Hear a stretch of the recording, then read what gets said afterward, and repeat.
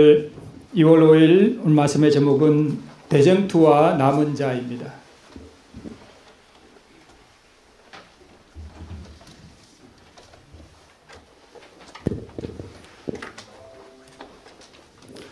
네, 우리 대쟁투를 잘 표현한 그림이죠. 네, 마귀가 실제 이렇게 생겼을까요? 아니요, 이렇게 생기지 않았습니다. 아주 광명한 천사같이 생겼죠. 그러나 마귀의 본질은 이렇습니다. 그렇죠? 이해하시죠? 네. 오늘 대쟁투와 남은 자가 우리 제목인데요. 지금 6천년간 선과 악의 큰 싸움이 지금 진행되고 있잖아요. 그죠? 그러면, 예를 들어서 순인의 집하고 철인의 집이 두 집이 싸웠다 그러면 그 싸운 이유가 있을 거 아니에요. 철이가 와서 순이를 때렸다든가, 철이가 와서 뭘 훔쳐갔다든가, 뭐가 이유가 있을 거 아니에요. 그죠? 그러면 선과 악의 이 큰 싸움에도 이유 없는 싸움이 있을까요? 없겠죠. 당연히 그 싸움에 분명히 이유가 있을 거예요. 오늘 그 이유를 살펴보고 또 하나님께서 왜 우리를 제7일 안식일 예수 재림교로 부르셨고 또 우리 교회가 왜 존재하게 되는지를 우리가 분명히 알아야 우리 신앙의 그 방향을 바로 잡을 수 있습니다. 그렇겠죠? 그래서 오늘 살펴보도록 하겠습니다. 우리 본문의 말씀을 다시 한번 보겠습니다. 자, 하늘에 뭐가 있습니까? 전쟁이 있었어요. 그쵸? 그리고 미갈과 그의 사자들이 용과 그 사자들로 더불어 싸우나 이기지 못해서 쫓겨났죠? 자, 밑에 셋째 줄. 용이 여자에게 분노하여 돌아가서 그 여자의 남은 자손, 곧 하나님의 계명을 지키며 예수의 증거를 가진 자들로 더불어 뭐 하려고요? 싸우려고 바다 모래 위에 섰더라. 여기 싸움이 나오죠. 대쟁투. 그러면 여기에 분명히 이유가 있을 거예요. 왜 싸우게 되는지. 그렇죠. 자, 우리 부조와 선지자 669쪽에 보면 대쟁투는 즉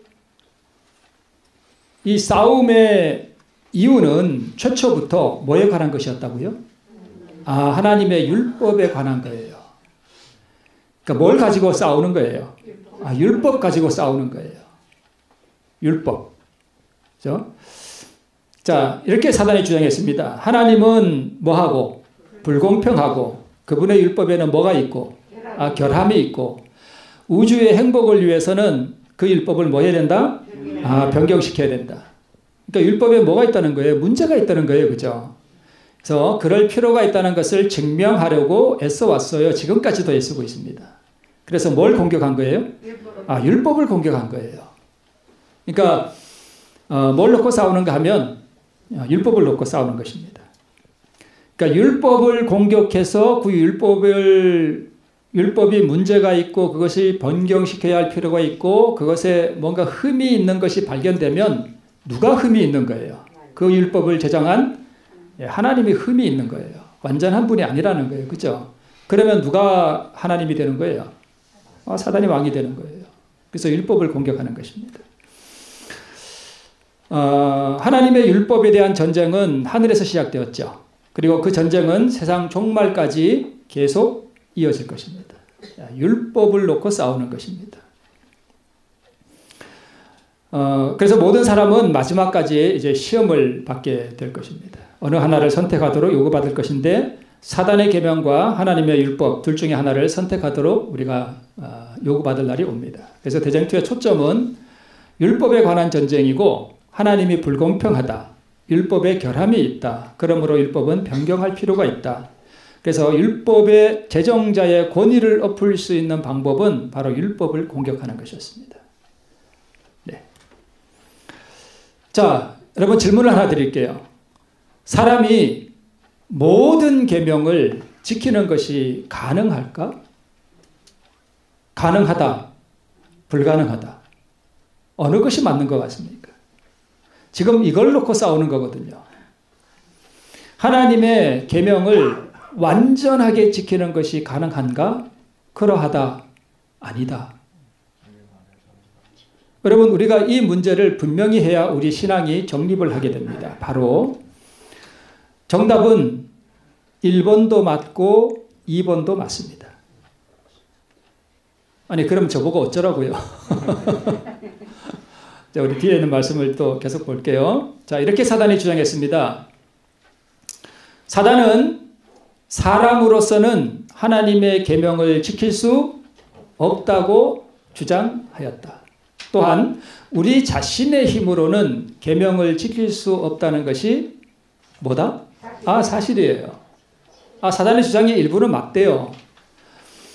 그러니까 율법을 가지고 전쟁을 하는데 그 율법을 가지고 싸우는 그 이슈가 뭐냐 하면 사람이 율법을 지킬 수 있느냐 없느냐 그걸 가지고 지금 싸우는 거예요. 그러면 계명을 지킬 수 없구나. 그럼 뭐 도둑질하고 되겠네. 그죠? 뭐 남의 그 훔쳐도 되겠네. 계명을 지킬 수 없으니까. 그죠? 그러면 계명 지킬 수도 없는 계명을 하나님께서 그 시내산에서 그 구름 가운데 임재하셔서 우리에게 주셨나요? 지킬 수도 없는 거 왜 주셨을까요? 또 그 이유를 또 뒤에 볼게요. 자, 근데 여기 조건이 하나 있죠. 무슨 힘으로는? 우리 힘으로는 계명을 지킬 수 없다는 것이 사실이래요. 그러면 앞에서 이 말한 사람이 모든 계명을 지키는 것이 가능한가? 일단 몇 번이 맞아요? 2번이 맞습니다. 단 조건은 누구 힘으로? 아니 지킬 수 없을 때. 예, 집사님 이제 가능한 걸 지금 말씀하신 거죠, 그죠? 지킬 수 없을 때는 왜 지킬 수 없느냐 하면 누구 힘만으로? 내 힘만으로 율법을 지키려고 하는 것은 뭐하다? 불가능하다는 것을 지금 말씀하고 있습니다. 자, 그런데 여기 이런 말씀이 있습니다. 그분께서는 율법의 요구에 순종하는 생애를 사심으로 사람이 하나님의 율법을 지킬 수 없다고 사단이 한 비난의 허위성을 입증하기 위하여 오셨다. 여기서는 뉘앙스가 율법을 지킬 수 있대요, 없대요? 지킬 수 있대요. 우리 계속해서 보겠습니다. 그러나 그리스도께서 사람의 형상을 취하시고 이 세상에 오사 당신의 완전한 순종으로서 신성과 인성이 연합될 때에 하나님의 모든 법도를 지킬 수 있다는 것을 증명하셨다. 보니까 1번도 맞고 2번도 맞죠?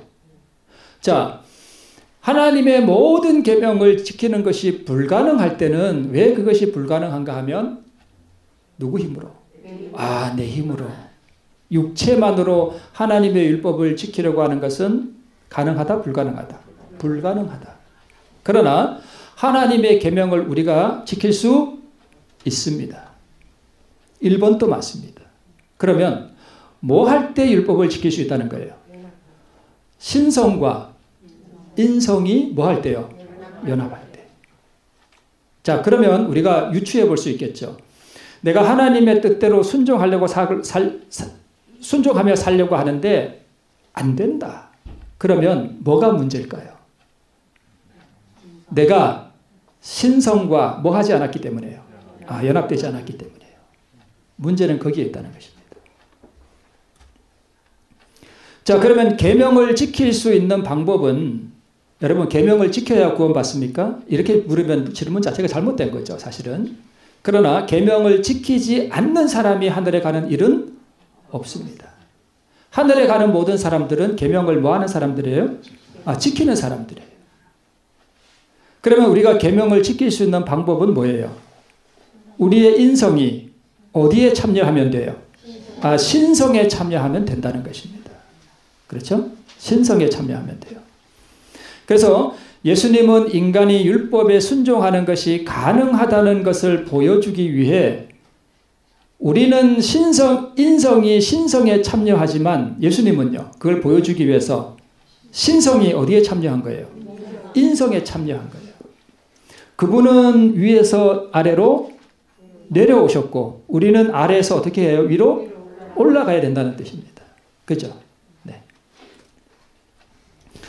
자, 여기 그림이 있어서 제가 가져왔는데 왼쪽 위에 보니까 완전하신 하나님이 있어요. 그죠? 이분이 예수님이시죠. 신성의 제2위 되시는 이분이 의지와 지성과 감성을 가지고 계신 분이에요. 신으로서. 자, 오른쪽에 보니까 완전한 인간이 있죠. 영과 혼과 몸, 그죠? 영과 혼과 몸을 가지고 있어요. 이 인간도 의지와 지성과 감성을 가지고 있어요. 왼쪽에 저 완전한 신성과 이 왼쪽에 완전한 인간이 하나로 연합된 것이 가운데 뭐예요? 예, 신성과 인성을 가지신 성육신하신 예수님이에요. 그래서 이 예수님이 이렇게 성육신하신 이유가 여러 가지가 있겠지만 무엇을 위해서 이렇게 성육신을 하셨는가 하면 우리에게 인성이 신성과 연합될 때에 하나님의 모든 계명을 지킬 수 있다는 것을 온 우주 앞에 보여주시기 위해서 성육신하신 거예요. 이해하시죠? 그래서 예수님은 인성과 신성이 연합할 때에 인간이 하나님의 율법에 지킬 수 있다는 것을 증명하기 위해서 이 세상에 성육신을 하고 오셨다는 것입니다. 우리는 자 이게 성령 받는 장면이죠. 여기에 모여있는 사람들은 그 본질이 뭐예요? 다 흙이잖아요. 그죠? 육체예요.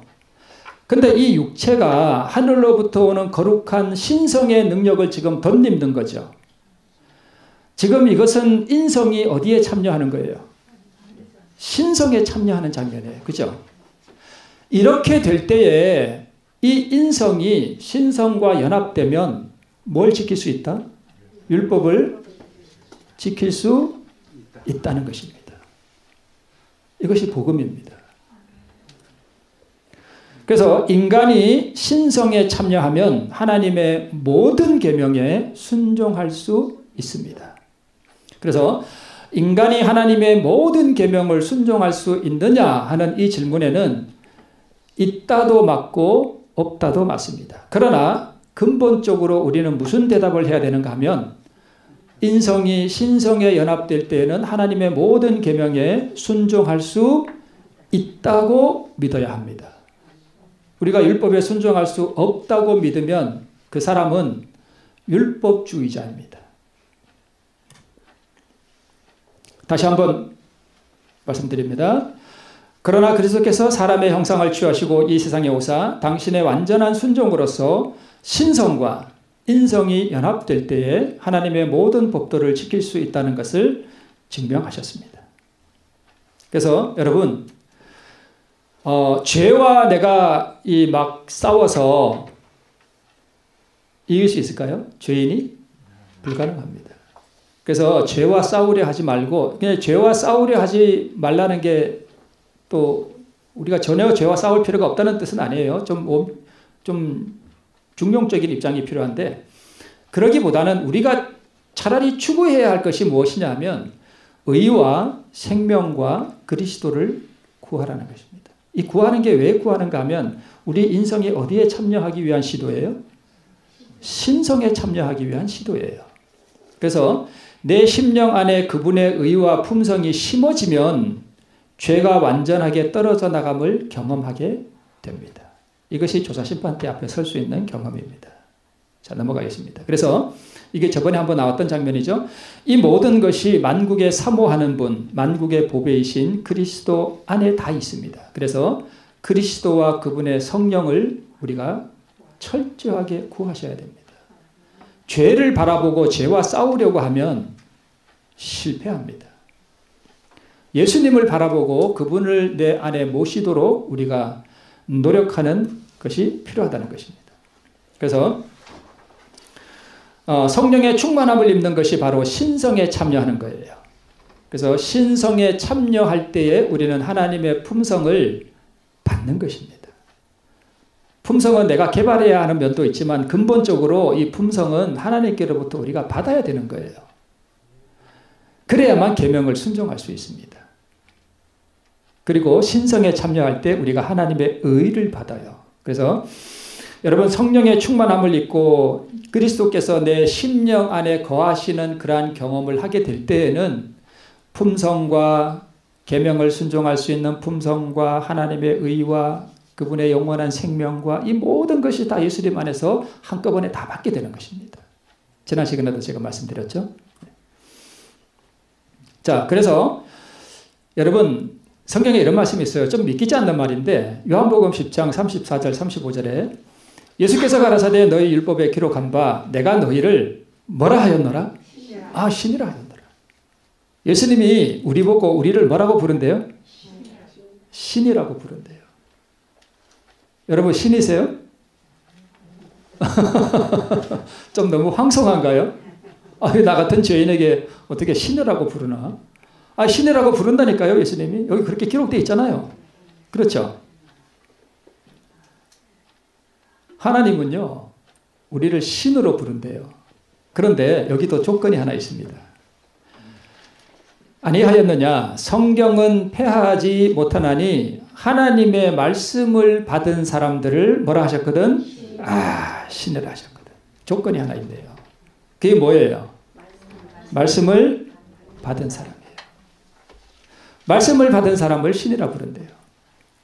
그러면 여러분, 말씀은 곧 누구예요? 예수님이 말씀이시잖아요. 말씀을 받았다는 것은 내 안에 누가 거하신다는 거예요? 예수님이 거하신다는 거예요. 그러면 예수님이 내 안에 거하시면 나의 인성이 어디에 참여한 거예요? 신성에 참여했잖아요. 그러면 내가 신이 되는 게 맞나요? 맞아요. 하나님이 우리를 신이라고 부른다니까요. 그런데 여기 보니까 너희 율법에 기록한 바 이렇게 돼 있죠. 그러면 구약 성경 어디에 이런 말씀이 있겠죠? 시편 82편 6절에 있습니다. 내가 말하기를 너희는 뭐들이며? 신들이며 다 지존자의 아들들이라 하였으나. 여러분 생각해 보세요. 하나님이 신이신가요? 신이시죠. 그럼 우리가 하나님의 아들이면 신의 아들이에요. 그러면 내가 신이지. 이렇게 황송할 때가 어디 있어요. 보잘것없는 아무것도 아닌 흙에서 나온 이 본질이 흙인 이 인간이 신성에 참여해서 신의 아들이라 불림을 받고 영원하신 하나님으로부터 너희는 신이라 하는 이 칭호를 받는 것이, 이것은 인간이 가히 상상할 수 없는 것입니다. 단 조건이 있습니다. 뭘 받아야 돼요? 말씀을 받아야 돼요. 성령을 받아야 돼요. 자, 의와 영원한 생명과 하나님의 품성과 이것들은 신의 속성이죠. 우리에게는 의가 전혀 없습니다. 우리는 본질적으로 이미 생명이 끝났습니다. 우리에게는 하나님의 품성이 털끝만큼도 없습니다. 성령이 완전히 거두어져 가버리면 우리는 마귀하고 똑같아집니다. 우리에게는 의가 전혀 없습니다. 의와 영원한 생명과 영원한 품성은 절대적으로 신의 속성이에요. 그러나 우리가 예수 그리스도를 내 마음에 모시면 이것을 우리에게 선물로 주신다는 것입니다. 그래서 인간이 율법을 지키려는 노력으로 이것을 받을 수 있을까요? 없다는 것입니다. 오직 믿음으로 신의 속성을 나누어 받아요. 그래서 우리가 신이 되면 율법을 온전하게 지킬 수 있습니다. 왜냐하면 율법 자체가 어디에 속한 것인가 하면 신성에 속한 거예요. 율법의 그 속성이라고 하는 것은 타락한 인간이 가히 다다를 수 없는 영원한 하늘에 속한 거예요. 인간이 어떻게 노력해서 그것을 받을 수 있겠습니까? 그래서 우리가 신이 된다는 것은 완전한 하나님이 된다는 뜻은 아니죠. 우리가 어떻게 완전한 하나님과 똑같은 신이 되겠어요? 신의 속성에 뭐 한다는 뜻이에요? 참여한다는 뜻입니다. 자, 그러면 여기 뭐라고 써놨죠? 제7일 안식일 예수 재림교라고 제가 써놨습니다. 예수 믿는 개신교회도 많고 다 이게 교단이 많은데, 여러분 하나님께서 왜 이 마지막 시대에 제7일 안식일 예수 재림교회를 세우셨을까요? 왜 하나님께서 우리 교단을 세우셨는가? 최초의 사단의 주장을 반박하기 위한 한 백성을 준비시키기 위함입니다. 사단의 주장이 뭐였다고요? 사람이 하나님의 계명을 완전하게 순종하는 것이 뭐하다? 불가능하다. 이것을 반박하기 위해서 한 백성이 준비되어야 됩니다. 그래서 하나님께서 우리 교단을 세우셨어요. 다시 한번 보겠습니다. 대쟁투는 최초부터 하나님의 율법에 관한 것이었다. 사단은 하나님이 불공평하고 율법에 결함이 있고 그것을 변경해야 하고 그래서 율법을 공격함으로 그 율법의 제정자의 권위를 뒤집어 엎으려고 하였습니다. 사단은 사람으로서는 하나님의 계명을 지킬 수 없다고 주장하였다. 그렇죠? 네. 그래서 사단이 계명을 변개시킨 이유가 있습니다. 우리가 잘 아는 말씀이죠. 또 때와 법을 변개코자 할 것이며. 그래서 여러분 사단이 안식일 계명을 변개시키고 둘째 계명을 없애버린 이유가 다 이유가 있는 거예요. 그게 다 하늘에서부터 시작된 그 대쟁투의 그 이슈 가운데서 다 나와 있는 것입니다. 자, 그래서 하나님의 모든 계명을 지키는 한 백성을 준비시키기 위해서는 무너진 데를 수고하는 한 백성이 나타나야 됩니다. 개신교회는 참 넷째 계명을 지키나요? 안 지키죠. 그렇죠? 안 지키잖아요. 그러면 하나님의 모든 계명을 지키는 게 불가능하다고 한 사단의 주장을 반박하기 위해서는 마지막 시대의 모든 계명이 완전하게 드러난 한 교단이 필요한가요? 필요하죠. 이해하시겠습니까? 제가 무슨 말씀을 드리는지. 모든 계명이 밝히 드러나서 이 모든 계명에 순종하는 한 백성이 준비되어야 되는데 그러기 위해서는 모든 하나님의 율법이 온전하게 회복되고 빛 가운데 드러난 한 교단이 있어야 됩니다. 그게 우리라는 것입니다. 그래서 안식일 계명을 하나님께서 회복시키신 것입니다. 그래서 모든 진리를 회복시키는 종교개혁의 완성이 바로 우리를 통해서 이루어지는 것입니다. 그래서 조사심판정에서 내 이름이 불리워질 때는 모든 계명을 순종하는 완전의 상태에 있어야 하며 환난의 때에는 죄 없는 완전의 상태에 있어야 합니다. 제가 분명히 아는 것은 이런 말씀을 드리면 어떤 분은 이 말씀을 대적할 줄을 제가 잘 압니다. 어떻게 그렇게 할 수 있느냐? 우리가 어떻게 모든 계명을 순종할 수 있느냐? 라고 말할 분이 분명히 있습니다. 그러나 여러분 분명히 아셔야 할 것은 인성이 신성과 뭐 할 때는 연합할 때는 하나님의 일부 계명을 순종할 수 있다고요? 아니요. 모든 계명을 다 순종할 수 있습니다. 율법을 9가지 지키다가 하나 안 지키면 전체를 안 지킨 것이라고 했습니다. 그러므로 모든 계명을 순종하는 것이 아니면 계명을 지키는 것이 아닙니다. 만약 우리가 안식일 진리를 회복하지 않았더라면 사단이 나중에 뭐라고 주장할까요? 하나님, 넷째 계명을 완전히 순종한 백성이 없습니다. 그러겠죠? 당연히 그러겠죠. 그래서 우리 진리가 다 회복된 거예요. 우리를 통해서 이 모든 하나님의 계명을 순종할 수 있다라고 하는 것을 증거할 한 백성을 만들어내기 위해서 하나님께서 모든 진리를 회복시켜 주신 거예요. 그리고 환난의 때에는 왜 죄 없는 상태여야 되는가 하면 환난은 죄의 조사심판을 통해서 죄의 도말을 받고 죄를 완전히 제거된 백성이 환난에 들어가죠. 그러니까 당연히 죄가 없죠. 그 상태로 환난에 들어가는 것입니다. 그래서 이러한 한 백성을 만들어내기 위해서 제7일 안식일 예수 재림교회를 세우셨습니다. 무너진 계명들을 완전하게 회복시키셨고요. 다른 개신교회의 수준이 아닙니다. 그것을 우리가 분명하게 이해할 필요가 있습니다. 증언보감 1권 79쪽에 우리의 공언하는 바와 일치하며 우리의 믿음을 나타내고 우리를 독특한 백성으로 구별하는 그러한 명칭 외에 어떤 명칭도 우리가 택하기에 합당하지 않을 것이다. 즉 제7일 안식일 예수 재림교회라고 하는 이 교단의 명칭은 하나님께서 주신 것이라는 그런 뜻입니다. 제7일 안식일 계명이 완전히 드러났잖아요. 그죠? 이 계명을 완전히 드러낸 한 백성, 그래서 모든 계명을 순종하는 한 백성을 만들어내는 것이 하나님의 목적이었습니다. 제가 누누이 말씀을 드리지만 안식일 날 농사도 그만두고 사업도 그만두고 교회를 참석한다고 하는 거 아름다운 일이지만 그것은 종교 행위입니다. 그것을 가지고 안식일을 완전히 지킨다고 말할 수는 없습니다. 이유를 아시죠? 내가 신성에 참여하지 않고도 얼마든지 안식일에 예배에 참석할 수 있습니다.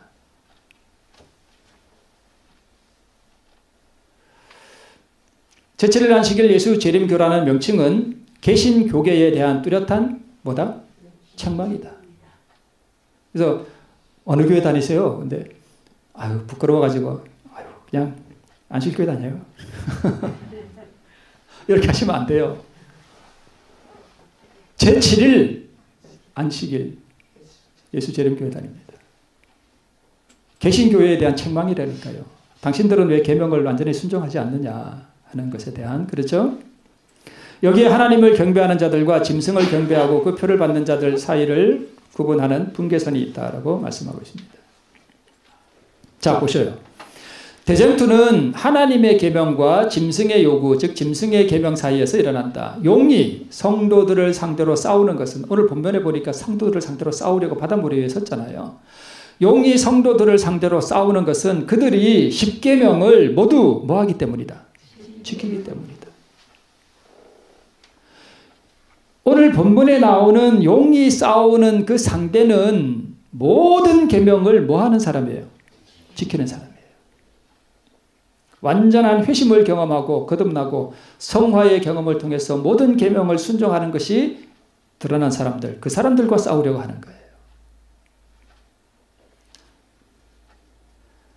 만일 그들이 표준을 낮추고 그들의 믿음의 독특성을 포기한다면 용은 뭐 할 것이다? 잠잠할 것이다. 그러나 그들은 용의 분노를 일으킬 것인 바 이는 그들이 용감하게 표준을 뭐하고요? 높이고 법안권이 제정한 제도를 섬기고 있는, 즉 일요일을 지키고 있는 개신교계를 대항하여 그들의 깃발을 펄럭이기 때문이다.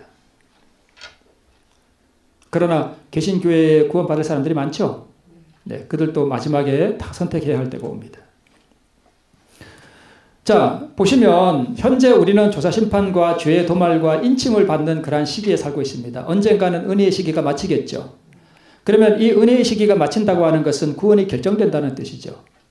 그런데 보면 이상한 것은 구원이 다 결정되었는데 이 의인들이 어디에 들어가요? 환란에 들어가요. 이유가 뭘까요? 자, 이것을 욥기를 통해서 우리 잠깐 보면, 욥은 성경에서, 욥기는 가장 먼저 기록된 책이에요.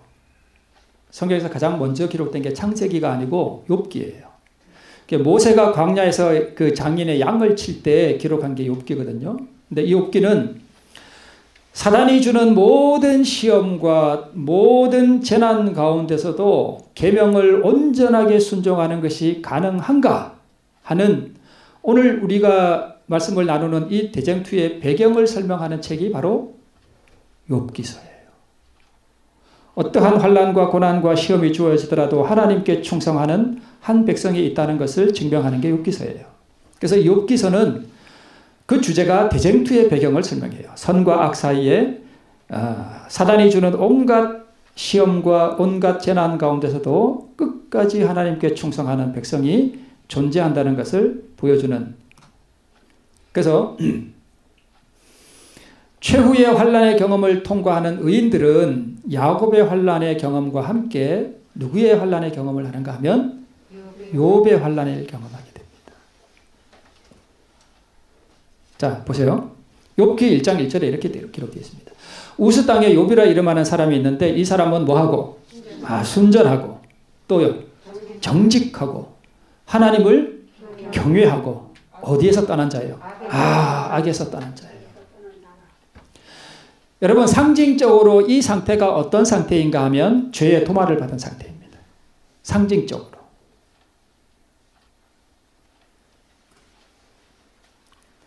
그래서 이제 그렇게 욥기 1장 1절이 기록되면서 8절에 가면 이제 하늘에 총회가 이렇게 있는데 하나님의 아들들이 이렇게 다 모였는데 거기 누가 왔어요?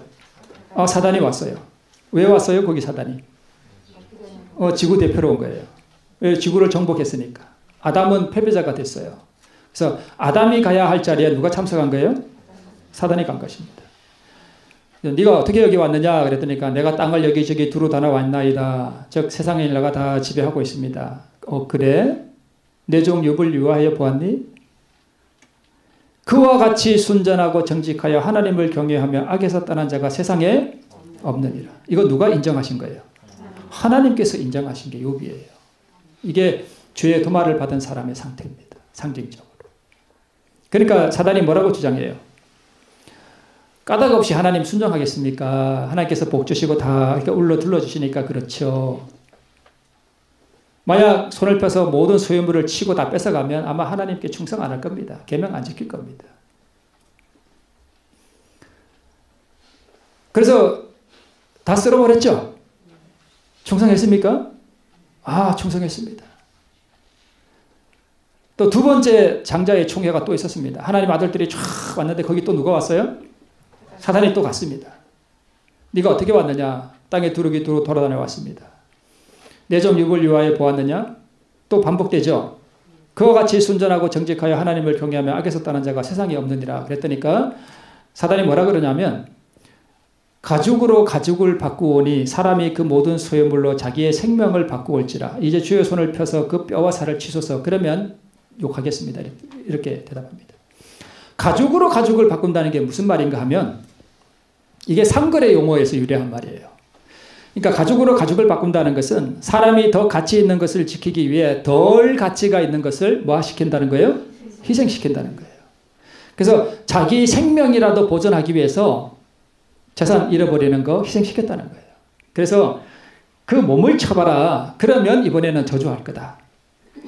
즉 욥이 자기 성품이 완전히 드러날 만큼 가혹한 시험이 주어지지 않았으니까 그 욥을 다시 한번 내가 마음대로 그냥 치고 주무르도록 나에게 뭐 해달라는 거예요? 내달라는 거예요. 나에게. 내가 시험해 보겠다는 것입니다. 그러면 내가 내 말이 옳은지 하나님 말이 옳은지 그가 정말 정직하고 하나님을 경외하고 악에서 떠났는지 아니면 내가 그냥 내 마음대로 한번 이렇게 해보고 나서도 그가 정말 충성하는지 한번 보자. 대쟁투잖아요. 그죠? 하나님과 사단 사이에. 지금 그게 벌어지는 것입니다. 그래서 구원이 결정된 의인들이 굳이 환난을 통과해야 할 이유는 없잖아요. 그죠? 구원이 다 결정돼 버렸는데. 그래서 죄의 도마를 받은 죄 없는 상태에서 사단에게 완전히 내어주는 것입니다. 환난에 들어간다는 것이. 사단이 완전히 내주는 거예요. 어디 그래 네 마음대로 한번 해봐라. 과연 이렇게 완전한 상태에서 네 마음대로 했을 때 이 사람들이 죄를 지으면 누가 승리하는 거예요? 사단이 승리하는 것이고 그렇게 사단이 자기 마음대로 있는 대로 다 시험하고 가혹한 시험을 주었을 때 이 사람들이 충성하는 것이 드러나면 누가 승리하는 거예요? 하나님이 승리하는 거예요. 그래서 이 죄의 도마를 받은 이 사람들이 환난에 들어가는 그 경험은 바로 대쟁투의 마지막 큰 드라마입니다. 이것으로 증명이 되는 거예요. 그래서 욥의 환난 가운데서도 끝까지 모든 계명을 순종하는 한 백성이 있음이 온 우주에 드러남으로써 사단이 하늘에서 주장한 그 주장이 거짓말임이 드러나게 됩니다. 하나님의 율법의 공정함과 하나님의 품성이 그때 드러나요. 그래서 욥의 환난에 들어갈 남은 백성의 표상이 바로 누구예요? 우리들입니다. 그래서 우리가 왜 하나님께서 우리 제7일 안식일 예수 재림교회를 세우시고 왜 하나님께서 우리에게 안식일 기별을 회복해 주시고 우리에게 복음의 그 하늘 성소에 대한 그 빛도 완전하게 다 밝혀주시고 모든 진리를 다 회복시켜 주셨잖아요. 그 이유가 그 밝혀진 빛들을 따라서 그 계명에 완전하게 순종하는 한 백성을 준비시키기 위한 것입니다. 그게 우리가 존재하는 이유예요. 그런데 우리 교단에서 무슨 소리가 많이 들리는가 하면 우리가 어떻게 율법을 지킬 수 있느냐. 우리는 율법을 지키는 게 불가능하다. 사람이 어떻게 율법을 이렇게 다 하나하나 지키느냐. 우리가 그거 지킬 수 없다. 그래서 우리가 은혜로 구원받는 거 아니냐. 이런 얘기가 많이 들려요. 그러니까 왜 우리가 그런 말이 우리 입에서 자꾸 나오는가 하면 왜 하나님께서 우리 제7일 안식일 예수 재림교회를 세우시고 우리를 그 백성으로 부르셨는지에 대한 그 목적을 우리가 모르기 때문이에요. 부담스러우신가요? 그거 어떻게 하나하나 그거 다 지켜. 제가 지난 시간에도 말씀드렸죠.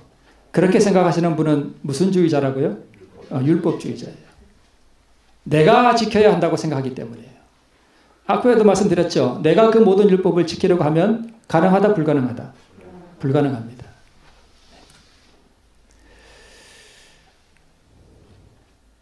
그래서 마지막 때의 일요일 시험령과 짐승의 표 강요를 통해서 역사상 가장 가혹한 시험 가운데서 사람이 과연 하나님의 율법을 순종하는 것이 가능한지에 대한 투쟁이 있을 것이에요. 그러므로 모든 계명이 수보되고 모든 계명을 지키는 한 백성이 준비되어야 합니다. 이것이 제7일 안식일 예수주림 교회의 사명입니다. 자, 여기는 이 말씀 많이 들어보셨죠? 그렇죠? 의인은 7번 넘어질지라도 다시 일어난다. 이 사람들이 이걸 어떻게 해석하는가 하면 의인도 죄를 짓는다. 오늘도 죄 짓고 그렇지만 의인도 죄를 짓지만 하나님께서 용서하시고 다시 일으켜 주신다. 또 두 번째 또 쓰러져도 하나님께서 가서 또 일으켜 주시고 또 다시 일어난다. 또 3번 쓰러지고 4번 쓰러지고 5번 쓰러지고 여러분 7번이라는 게 완전하잖아요. 완전수잖아요. 그러니까 우리는 계명을 지킬 수 없고 죄를 지을 수밖에 없어. 그래서 7번이라도 계속 넘어지지만 하나님께서 은혜로 우리를 다시 세워주시는 게 그게 의인이다. 이렇게 이해하시죠? 제가 이렇게 주장하는 걸 많이 들어봤습니다. 우리 교단 안에서. 그런데 여러분 그거 다 틀린 말입니다. 의인은 7번 넘어져도 다시 일어난다는 이 말이 어디에 나오는가 하면 잠언 24장 16절에 나와요. 대저 의인은 7번 넘어질지라도 다시 일어나려니와 이것을 사람들이 어떻게 이해하는가 하면 의인이 죄 때문에 자기가 죄를 지어서 7번 넘어진다 이렇게 이해를 합니다. 근데 제가 오늘 이것이 아니라는 것을 분명하게 보여드리겠습니다. 자, 성경을 읽을 때는 그 한 절만 보면은 이렇게 빠질 수가 있습니다. 어디를 봐야 돼요? 앞절과 뒷절을 다 연결시켜서 이해를 해야 됩니다. 앞뒷절을 한번 볼게요. 이렇게 되어 있습니다. 악한 자여 의인의 집을 엿보지 말며 그 쉬는 초소를 뭐하지 말지니라? 헐지 말지니라. 대저 의인은 7번 넘어질지라도 다시 일어나려니와 악인은 재앙으로 인하여 뭐하느니라? 엎드러지느니라. 내 원수가 넘어질 때에 즐거워하지 말며 그가 엎드러질 때에 마음에 기뻐하지 말라. 이게 앞뒤절 한 절씩 다 넣어서 15절부터 17절까지입니다. 자, 이 말씀을 가만히 보면 의인이 7번 넘어진 이유가 뭐 같습니까? 왜 넘어진 것 같아요? 자기 죄 때문에 넘어진 것 같아요? 아닌 것 같죠? 그렇죠? 그렇죠? 악한 자가 의인의 집을 지금 뭐해요? 말이 엿봤습니다. 그리고 의인의 쉬는 초소를 가서 뭐했어요? 쳐서 헐었습니다. 그래서 의인이 넘어진 거예요. 자기 죄 때문에 넘어진 게 아니에요. 자, 여기 보면 악한 자와 의인이 대조되고 있죠. 보세요. 악한 자요. 네. 보세요. 악한 자요 나오고 그 뒤에 또 누가 나와요? 의인이 나오고 또 그 밑에 보니까 의인이 나오고 오른쪽으로 쭉 가보니까 또 악인이 나오고 악한 자와 의인이 지금 반복되고 있죠. 네, 그렇습니다. 그 다음에 넘어지는 것과 엎드러지는 것이 반복되고 있습니다. 보세요. 7번 넘어질지라도 악인은 엎드러지느니라. 넘어질 때에 그가 엎드러질 때에 넘어지는 것과 엎드러지는 것이 반복되고 있습니다. 자, 악한 자와 의인이 대조되고 있고 의인이 넘어지는 이유는 자기 죄로 인함이 아닙니다. 악한 자가 핍박을 하고 박해를 하고 그에게 그걸 뭐라고 표현해야 되나요? 소위 치는 거죠. 그죠? 의인을 핍박하고. 그래서 그 어떤 재앙이나 악한 자의 어떤 영향력 때문에 그가 넘어진 것입니다. 악인이 의인의 집을 엿보고 그 쉬는 초소를 헐었기 때문입니다. 즉 악인의 핍박과 대적함으로 인한 고난 때문에 그가 넘어진 것입니다. 그러나 의인은 하나님의 도우심으로 그 고난 가운데서라도 7번이라도 다시 회복하고 일어난다는 뜻입니다. 그러나 악인은 재앙을 만나면 아주 뭐해진대요? 아주 엎드러져 버린대요. 의인은 재앙을 만나도 다시 뭐 하려니와 7번이라도 일어나려니와 악인은 재앙으로 인해서 아주 뭐 하신다는 거예요? 엎어져 버린다는 것입니다. 무슨 뜻인지 이해가 되시죠? 여러분, 의인이 죄짓고 회개하고 죄짓고 다시 일어나고 죄짓고 또 일어나고 하루에도 7번 죄짓고 일어나고 그런 뜻이 절대 아니에요. 이 본문의 말을 사람들이 우리 교단에 정말 유수한 분들도 자꾸 그렇게 오해해서 그렇게 백성들을 가르쳐요. 그러다 보니까 백성들이 죄는 이길 수 없는 것이구나. 우리가 계명을 지키는 것이 불가능한 것이구나. 그래서 우리가 은혜로 구원받는 것이구나. 이것은 복음이 아니라 거짓 복음이에요. 그건 거짓 복음이에요.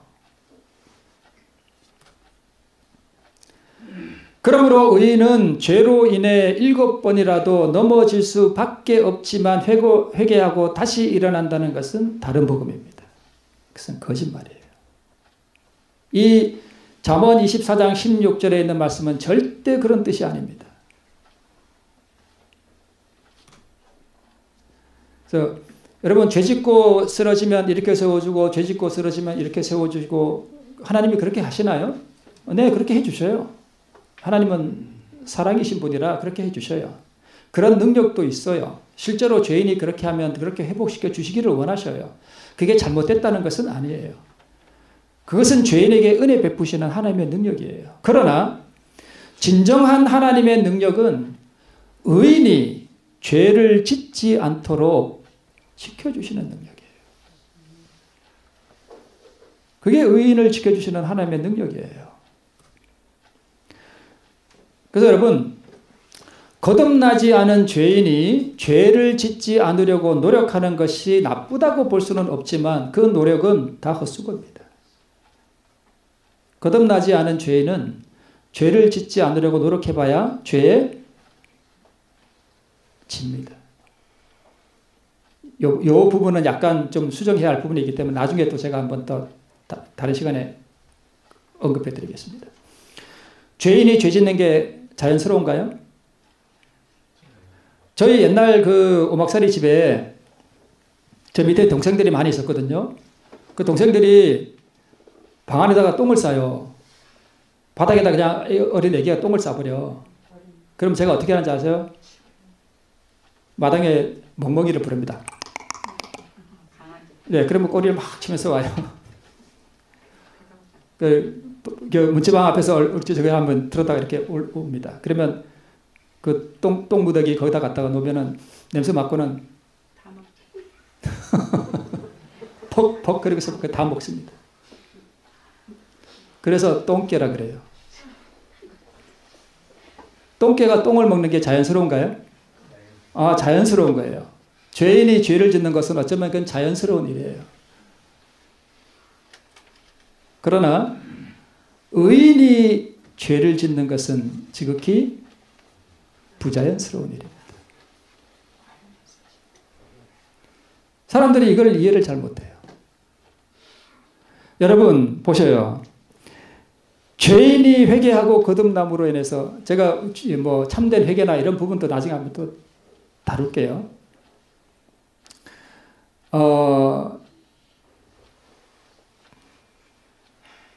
갑자기 이 작품 뭔 얘기하려다가 죄송합니다. 생각나면 다시 한번 하겠습니다. 자, 보세요.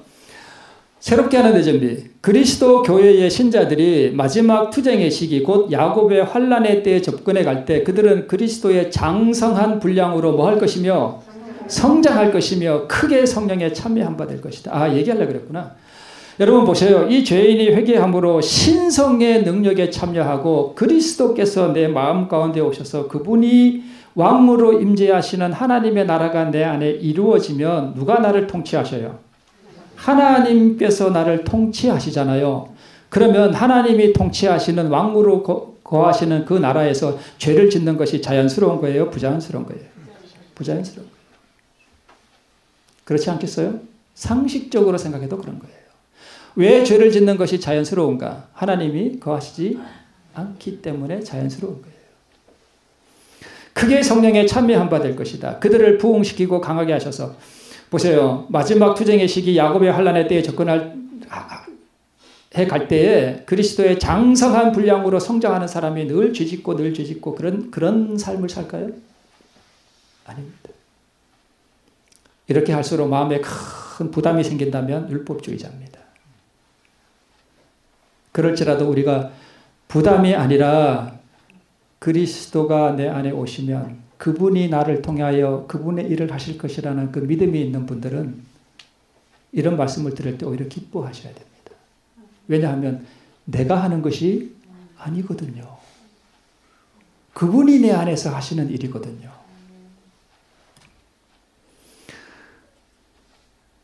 그래서 참 믿음을 가진 분들은 이런 글을 읽을 때 기뻐합니다. 그래, 예수님이 그분의 품성을 나에게 주시는 거지.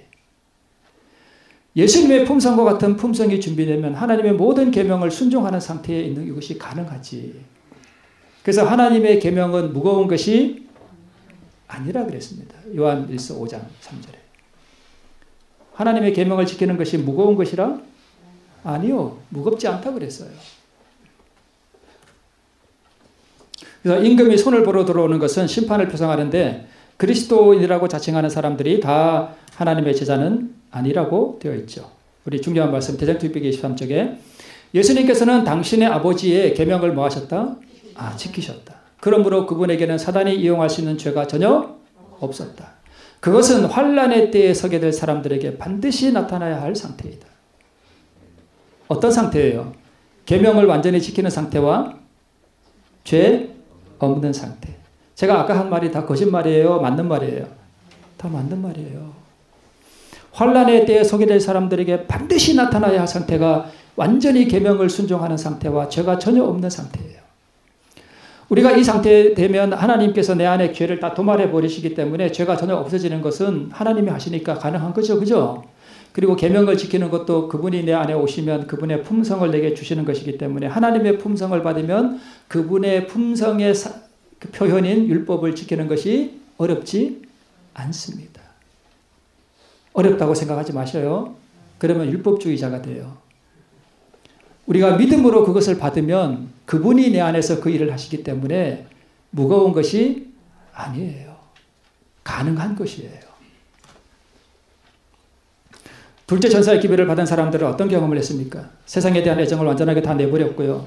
호기심을 다 희생시켜버렸고 세상의 모든 재물을 다 포기해버렸고 시선이 하늘로 완전히 향해 있었고 사랑하는 구세주를 보기를 열망하는 이 상태에서 매일 죄짓고 회개하고 매일 죄짓고 회개하고 그렇게 살까요? 아닙니다. 네.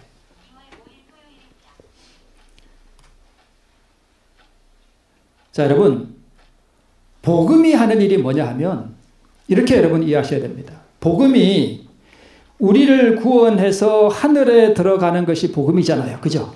그런데 중간 단계가 하나 더 있다고 보셔요. 그게 뭐냐 하면 하나님께서 그리스도의 그 피 묻은 십자가의 복음을 통해서 우리를 구원하셔서 우리를 일단 어디로 끌어올리시는가 하면 어디 위치로 끌어올린다고요? 모든 계명들을 지킬 수 있는 위치로 끌어올리셨던 것이다.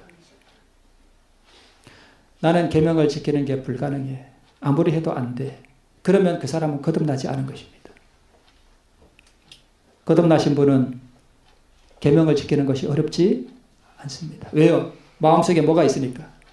사랑이 가득하니까.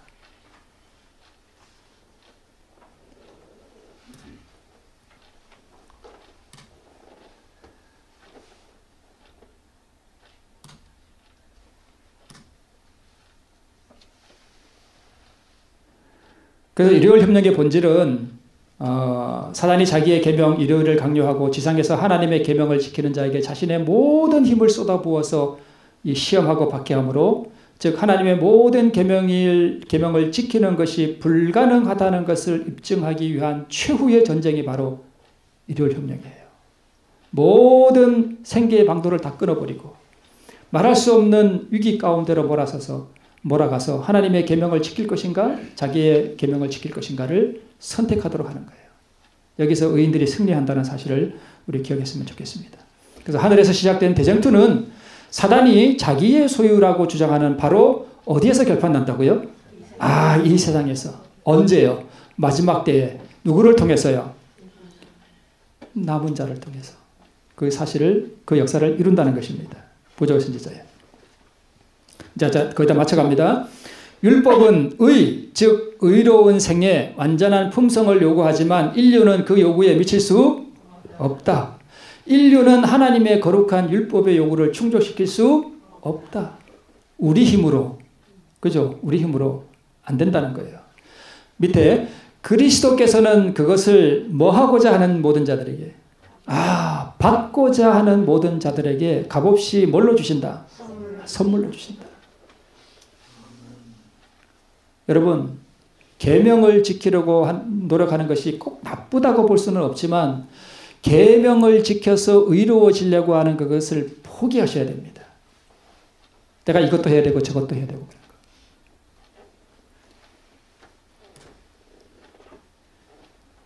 자, 조금만 더 하고 마칠게요. 우리 로마서 9장에 이런 말씀이 있습니다. 그런즉 우리가 무슨 말 하리요? 의를 쫓지 아니한 이방인들이 의를 얻었으니 곧 믿음에서 난 의요.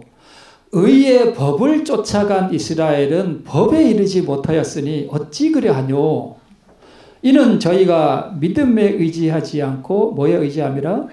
행위에 의지함이라. 이해하시겠죠? 네. 시간이 없어서 넘어가겠습니다.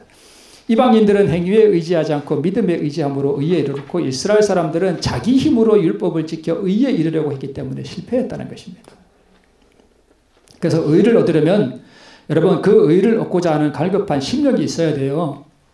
그래서 여러분 이렇게 구하셔요. 갈급한 심령을 주시도록 구하세요.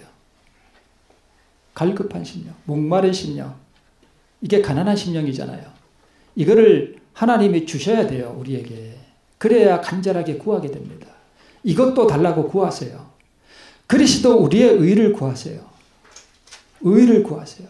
죄와 싸우려고 이기려고 하지 마시고 내가 의를 소유하고 의를 받으면 그 의가 내 안에 들어오면 죄가 있을 자리가 없어서 밖으로 뭐해요? 빠져 나가게 되는 것입니다. 내가 하는 것이 아닙니다. 그래서 믿음으로 그 선물을 받으시기를 바랍니다. 열왕기상 3장 5절에 내가 내게 무엇을 줄고 너는 뭐하라? 구하라. 그리스도를 구하셔요, 여러분. 그리스도가 내 마음에 오시면 모든 것이 다 끝납니다. 그리스도와 그분의 의를 구하셔요. 성령을 구하셔요. 그분 안에 모든 의와 모든 생명과 계명을 지킬 수 있는 하나님의 품성이 그분 안에 다 있다는 것입니다. 내게는 그것이 없다는 거예요. 그분을 구하고 그분을 얻으면 모든 것을 다 얻는 것입니다. 그러면 모든 계명을 순종하는 것이 힘들어질까요? 쉬워질까요? 쉬운 거예요. 물론 우리가 투쟁해야 하는 부분도 있지만 여러분 그런 것입니다. 우리가 이 의를 받으면 즉 그리스도를 얻으면 하나님의 품성과 의와 생명을 선물로 받는 것입니다. 날마다 자신을 드리며 더욱 풍성히 받으시기를 바랍니다. 그리하면 원숙한 그리스도의 분량으로 자라날 것이에요. 그리하면 모든 계명을 순종하는 의의 백성이 될 수 있습니다. 될 수 있습니다. 될 수 있습니다. 여러분 희망을 가지시고 율법주의자가 되지 마셔요. 어떻게 그렇게 율법 표준에 그 율법주의자예요. 여러분 복음주의자가 되셔야 됩니다. 믿음으로 받는 것입니다. 하나님께로부터. 오늘 이 거룩한 의가 영원한 생명과 또 계명을 지키는 품성이 우리 모두의 것이 되기를 바라면서 말씀을 마치겠습니다.